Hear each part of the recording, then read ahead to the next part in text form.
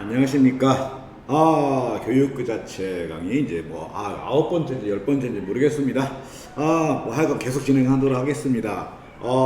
저번에, 제가, 크로마키를 사용할 수 없게 그 녹색 옷을 입고 와가지고 그냥 교실에서 그냥 찍었다라고 말씀을 드렸는데, 어떻게 하다 보니까 제가 계속 그 붉은색 톤의 옷을 미리 좀 많이 입었나 봐요. 그래서 이 옷장 속에 옷이 이제 파란색 종류 옷밖에 없어가지고 이번에도 어쩔 수 없이 또 그냥 교실에서 그 효과 없이 날 영상으로 한번 촬영해 보도록 하겠습니다. 사실은 저한테 이게 훨씬 더 익숙하죠. 아무래도 이렇게 녹색 천 앞에서 앉아가지고 이야기하는 것보다 저에게는 이렇게 칠판 앞에서 서서 이야기하는 게 훨씬 더 익숙하고 친근합니다.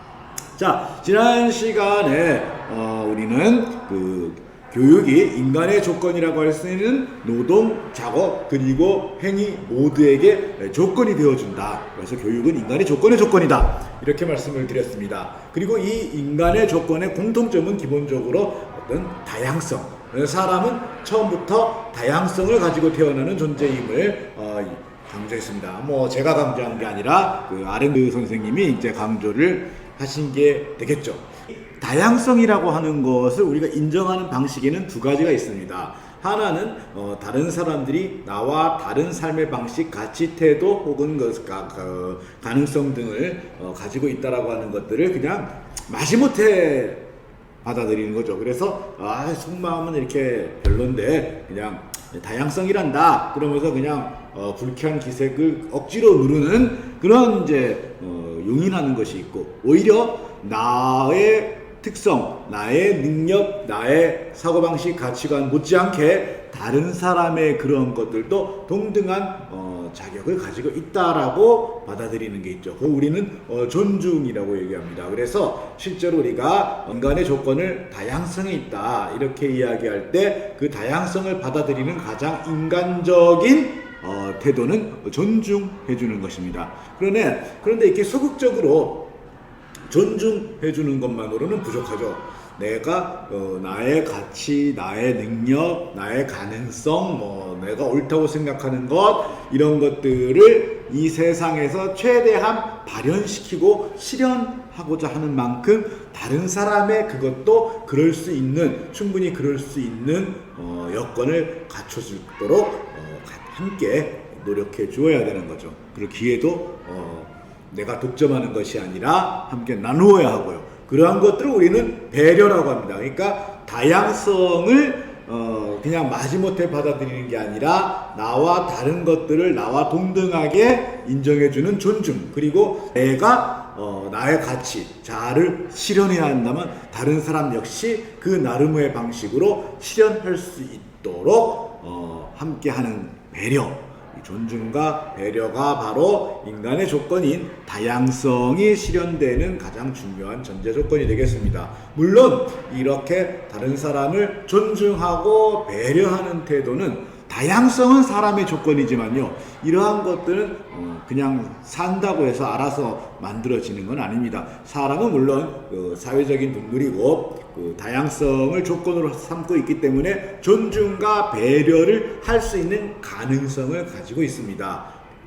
가능성을 가지고 있지만 이 가능성은 개발되지 않으면은 발현되지 않는 것이죠. 그래서 여기에서 우리는 교육을 다시 생각하지 않을 수가 없습니다. 그리고 이 다양성, 여러 다양성들이 저 나름의 방식으로 존중받고 배려받아서 자신의 가능성을 충분히 발현할 때 이 다양성들이 모여서 이루게 되는 공동체, 작게는 가족에서부터 크게는 인류 공동체가 전체적으로 향상되고 발전되고 진화하는 것입니다. 따라서 교육의 가장 궁극적인 목표는 바로 인류 공동체의 발전과 진화, 휴머니티의 향상이라고 이야기할 수가 있겠습니다.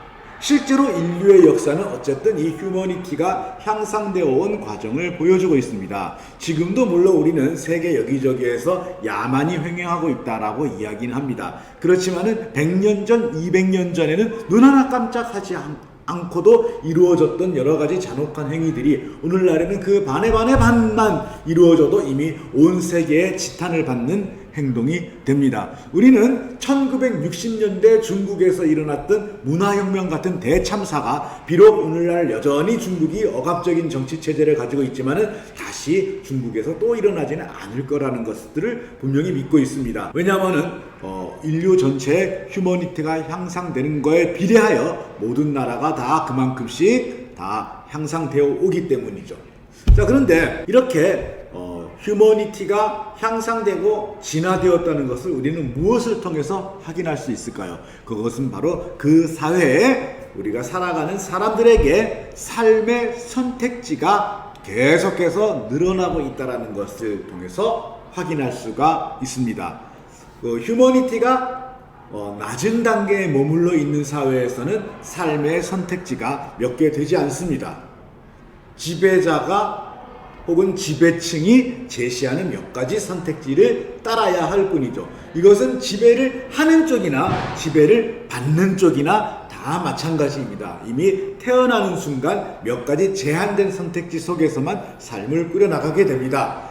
어떻게 보면 인류의 역사는 이렇게 제한된 삶의 선택지를 자꾸 늘려나가기 위해 기존의 체제와 부딪혀오는 투쟁의 역사라고 해도 과언이 아닐 것입니다. 이 투쟁의 역사는 비단 지배를 받는 사람들에게만 국한된 것이 아니었습니다. 지배하는 위치에 있는 사람들 역시 그런 지위, 신분에서 태어났으나 그러한 역할을 담당하기 싫을 때 역시 거기에는 투쟁이 주어지는 것이죠. 가령 기사 가문에서 태어난 사람이 기사가 아니라 음악가가 되겠다고 할 때 그것이 오늘날 받아들여지는 것과 중세 유럽에서 받아들여지는 것은 전혀 다르지 않았겠습니까? 심지어 조선시대에는 조영석이라든지 윤두서 같은 위대한 화가들이 자기가 괜히 그림을 취미로 삼아서 자기 이름이 선비가 아니라 화가로 남게 됐다 그러면서 굉장히 애통해하는 그런 경우도 있었고요. 우리나라에서 가장 위대한 화가 중에 한 사람으로 꼽히는 겸재정성 같은 분은 그림을 그려서 돈을 벌었다라는 이유로 선비 사회에서 어마어마한 욕을 먹었습니다. 오늘날에 그럴 일이 있겠습니까? 어떤 철학 교수가 그림을 그려서 전시회를 해서 그림을 팔았다고 해가지고 누가 욕을 하겠습니까? 이미 삶의 선택지가 그만큼 늘어나게 되는 겁니다.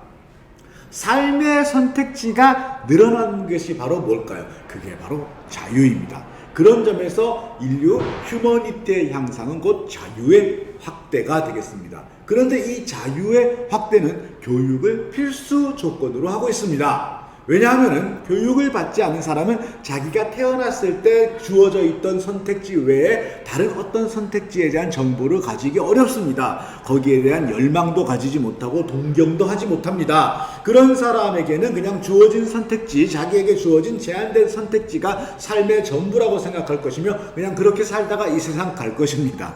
여기에는 자유가 없죠.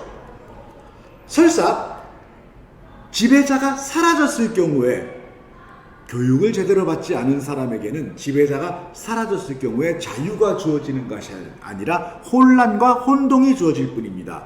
그래서 지배자가 사라지자 지배자가 제시했던 선택지마저 사라졌을 때 이 사람에게는 자신의 선택지가 늘어난 게 아니라 선택지가 그냥 없어져 버리는 게 되겠죠. 이럴 경우에는 대체로 충동이나 욕구 같은 기존의 지배자보다도 더 지독한 압제자에게 굴복하고 마는 겁니다. 모든 사람들이 충분한 선택지의 존재를 이미 알고 있지 않은 다음에는 지배가 사라지는 순간 자유가 오는 것이 아니라 충동과 욕구에 굴복한 혼란이 오는 경우죠. 그런 식으로 혁명이 오히려 혁명 이전보다 더 나쁜 상황을 만들어서 반동으로 뒤집어지는 경우를 우리는 역사를 통해서 많이 보아왔습니다. 그렇다면 여기에는 무엇이 결여된 것일까요?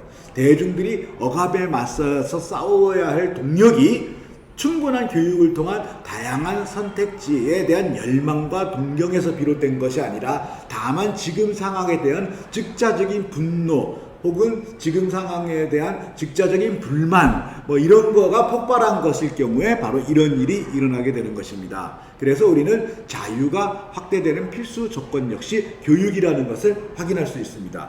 물론 교육은 이 경우에 그 반대의 나쁜 영향을 행사하는 쪽으로 악용되기도 합니다. 바로 지배층이 지금 너희들에게 주어져 있는 제한된 선택지가 유일한 선택지라는 것을 피지배자들에게 납득시키는 방법으로 교육이 사용되는 경우도 많이 있죠. 이런 경우 우리는 이것을 참아 교육이라고 불러서는 안 되겠죠. 이러한 것들은 거짓된 교육입니다. 따라서 교육을 해야겠다라고 마음먹은 사람들은 이 교육이 어디까지나 학생들에게 삶의 다양한 선택지가 있음을 알려주고 그것에 대한 열망과 동경을 살려주는 쪽으로 이루어져야 하며 삶의 선택지를 제한된 몇 가지로 압축시키고 그 외의 것들에 대한 관심이나 열망을 차단하는 용도로 사용되고 있을 경우 이것은 참된 교육이 아니라 거짓된 교육임을 자각하고 있어야 할 것입니다. 그런 점에서 교육자가 된다는 것은 굉장히 무서운 일이기도 하죠. 자유를 위한 교육. 다시 한번 깊이 생각을 해보게 됩니다.